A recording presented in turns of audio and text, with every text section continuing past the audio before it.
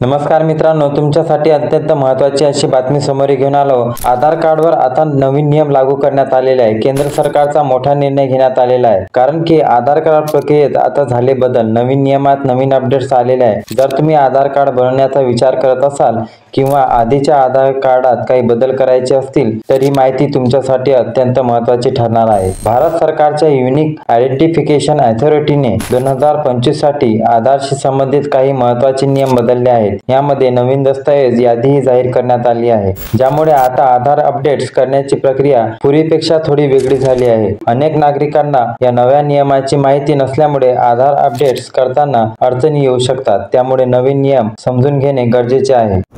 UIDAI ने आणखी एक महत्त्वपूर्ण निर्णय घेतला आहे। जर एखाद्या व्यक्तीच्या नावावर चुकून 2 किंवा अधिक आधार कार्ड क्रमांक असतील तर त्यामधून फक्त पहिल्यांदाच जारी केलेला आधार वैध मानला जाणार आहे। उर्वरित सर्व आधार क्रमांक रद्द करण्यात येणार आहेत। त्यामुळे ज्यांनी 2 वेळा आधार कार्ड काढले आहेत त्यांनी तातडीने तपासणी करून एकच वैध आधार क्रमांक तपासणी सुरू ठेवावे। चुकीची किंवा दुसरे आधार क्रमांक वापरल्यास भविष्यात अनेक सरकारी सेवांमध्ये अडचणी निर्माण होऊ शकतात। UIDAIच्या नव्या निर्णयामुळे आधार व्यवस्थेत पारदर्शकता आणि शिस्त आणण्याचा प्रयत्न करण्यात आला आहे।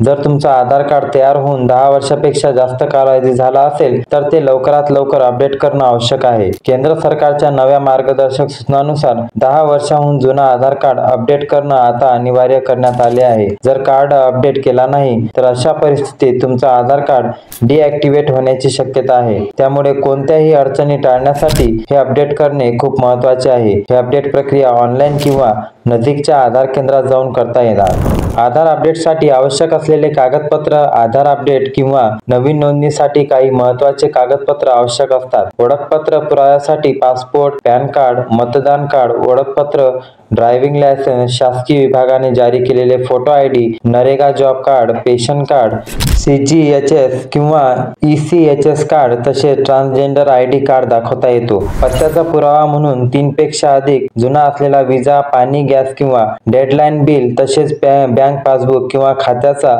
स्टेटमेंट ग्राह्य धरले जाते। हे सर्व कागदपत्र सादर करूनच आधार अपडेट प्रक्रिया पूर्ण केली जाऊ शकते। त्यामुळे योग्य कागदपत्र आधीपासून तयार ठेवावीत। आधार अपडेट न केल्याने वेळेवर होणाऱ्या अडचणी आपल्या आधार कार्ड वेळेवर अद्ययावत न केल्यास अनेक अडचणींना सामोरे जावे लागू शकतात। सरकारी योजनांचा लाभ घेताना, ओळख दर्शवताना किंवा बँकिंग व्यवहारामध्ये अडथळे येऊ शकतात। विशेषतः प्रधानमंत्री Awas Yojana, LPG gas subsidy, pension योजनांसह रेशन कार्डाच्या लाभावर किंवा परिणाम होतो।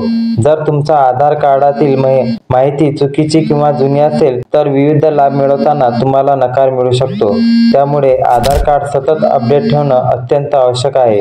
आधारातील बदल लवकर न केल्यास तुमचे सरकारी कागदपत्रेही अमान्य ठरू शकतात। आता यामध्ये ration card, passport, driving licence किंवा रजिस्टर केलेले भाडेकरासाठी तुमच्याकडे योग्य ओळख व पत्त्याचे प्रमाणपत्र असणे गरजेचे आहे। निवासाचा पुरावा म्हणून राज्य किंवा केंद्र सरकारकडून मिळालेला प्रमाणपत्र आवश्यक आहे। जन्मतारीख सिद्ध करण्यासाठी शाळेची मार्कशीट, पासपोर्ट, पेन्शन किंवा संबंधित कागदपत्र किंवा अधिकृत सरकारी ओळखपत्र वापरता येऊ शकते। काही प्रकरणांमध्ये नातेवाईक किंवा पालकांशी असलेला संबंध दाखवण्यासाठी अधिक दस्तऐवज मागवले जाऊ शकतात। विवाह, अपत्य किंवा पालकत्व दर्शवणारे पुरावेही लागू शकतात। त्यामुळे सर्व कागदपत्रे योग्य पद्धतीने आणि वेळोवेळी अद्ययावत ठेवणे महत्त्वाचे आहे। भारत सरकारने काही नवीन नियम लागू केले आहेत जे थेट भारतातील नागरिकांना लागू होतील। इतकेच नव्हे तर भारताबाहेर राहणारे भारतीय म्हणजेच की NRI नॉन रेसिडेंट इंडियन नागरिकही या नियमाच्या प्रतीक्षेत कक्षेत येणार आहेत। त्यामुळे परदेशात स्थायिक झालेले परंतु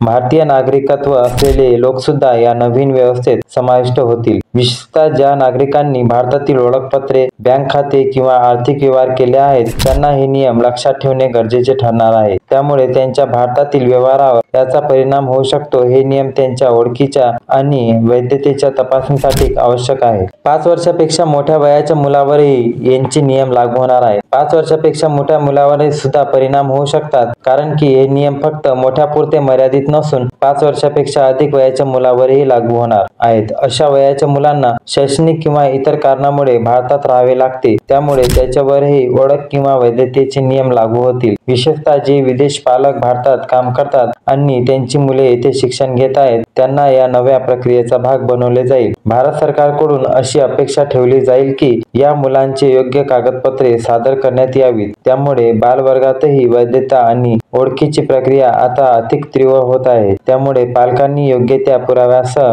नोंदणी करणे गरजेचे आहे. परदेशी नागरिक आणि OCI धारकासाठी विशेष नियम. परदेशी नागरिक आणि OCI धारकासाठी अटी सुद्धा भारतामध्ये दीर्घकाळ विजावर राहणारे परदेशी नागरिक आहेत. त्यांच्यासाठी OCI म्हणजेच की overseas citizen of India card धारक या नव्या नियमाच्या चौकटीत येणार आहेत. त्यांना भारतातील वास्तव्यासाठी परवानगी दिली गेली असली तरी त्यांची संपूर्ण ओळख तपासणी आता आवश्यक ठरणार आहे. यासाठी त्यांना आपला पासपोर्ट, व्हिसा, नागरिकत्व प्रमाणपत्र किंवा भारतात राहण्याची अधिकृत परवानगी याची मूळ प्रती सादर करावी लागेल. ही प्रक्रिया त्यांची ओळख अधिकृतरित्या नोंदवण्यासाठी आणि सुरक्षिततेसाठी महत्त्वाची आहे. भारत सरकारकडून परदेशी नागरिकांची नोंद घेणे अधिक स्पष्ट करण्यासाठी हा निर्णय घेण्यात आलेला आहे. संपूर्ण माहिती तुम्हाला आवडली आणि यामध्ये तुम्हाला आधार कार्डाशी संलग्न संपूर्ण नियम जाणून करण्यात आलेले आहे, कारण की या नियमाचे उल्लंघन जर तुम्ही करत असाल तर तुम्हाला आधार कार्डशी प्रॉब्लेम येऊ शकते आणि तुमच्या मुलाला आणि तुम्हाला सुद्धा